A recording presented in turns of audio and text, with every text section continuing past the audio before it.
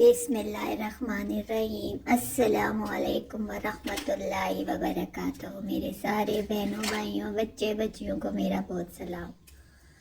आज हम सफ़ेद चने जो भुने हुए होते हैं ना, छिलके उतरे हुए, उनकी चिक्की बनाएंगे। तो बड़ी आसान है। आपने क्या करना है, चने ले लेने हैं और उनको भून लेना है। उसके बाद चीनी डाल लेनी है, उसको पिघला लेना है, यानी कैरामल बना लेना है। और बस फिर उसको जो है ना आपने ट्रे में डाल देना है।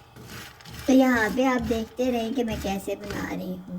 तो जैसा कि आप आज जानते हैं कि हमारी जो आज की बातचीत है उसका मौजू ये है कि क्या सास माँ बन सकती है।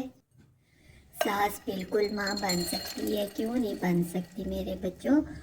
बस फ़र्क सिर्फ ये होता है कि हम लोग जो है ना अपनी माँ को ही माँ समझते हैं।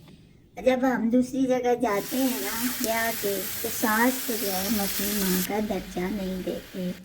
हाँ, सासें भी जो हैं वो भी थोड़ी जो है ना वो करती हैं इस तरह कि वो भी जो है अपनी बहुओं को तंग करती हैं।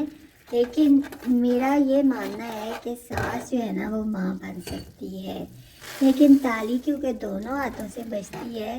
तो जो आने वाली बहू होती है उसको भी चाहिए कि वो अपनी सास की कदर करे, ठीक है। जब वो उसकी कदर करेगी, इज्जत करेगी, तो ही वो सास जो है ना उसका भी ख्याल रखेगी। आप देखिए ना, आप अपने घर में जब होते हैं तो अपनी माँ को जो है वो जब कितना आपको ख्याल होता है, थक जाती है तो रात को टांगे दबा देते हैं। अपनी माँ ने कहीं जाना हो तो कितना आप ख्याल करते हैं कि माँ मामा अम्मी ये वाले कपड़े पहन लो, इस तरह करो, इस तरह करो। तो इसी तरह जो है ना आप सास के साथ भी करें। क्या आपने कभी सोचा है कि जब कभी सास थक जाती है तो आपने कभी सास के पाँव दबाए हों या सास को कोई मशवरा दिया हो। तो वही बात है ना कि ताड़ी दोनों हाथों से बजती है। तो जब आप अच्छा रिस्पॉन्स करेंगे तो दूसरी तरफ से भी अच्छा रिस्पॉन्स आएगा। तो यहाँ पे देखें जी, मैंने ये जो है ना ट्रे में डाल दिया था। तो घी लगा के थोड़ी गलती ये हुई थी कि ये जो मैं कद्दू के बीज ऊपर डाल रही थी ना, ये मुझे नीचे डालने थे। तो ये कोई भी जमे नहीं, तो फिर जो है ना बस उतर गए। तो यहाँ पे ये बड़ी अच्छी सी चिक्की तैयार होगी है, चीनी वाली। तो ज़रूर आपने इसको जो है ना बनाना है। तो बहुत ही अच्छी होती है बच्चों के लिए भी, और खाने के बाद जब आप इसको खाएं थोड़ा सा मीठे के तौर पे।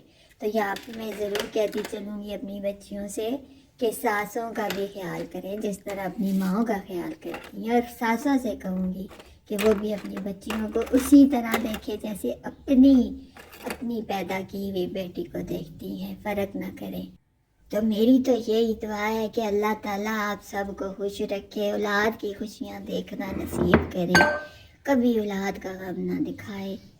और मुझे भी जो है ना अपनी दुआओं में याद रखिए। अल्लाह ने के बाद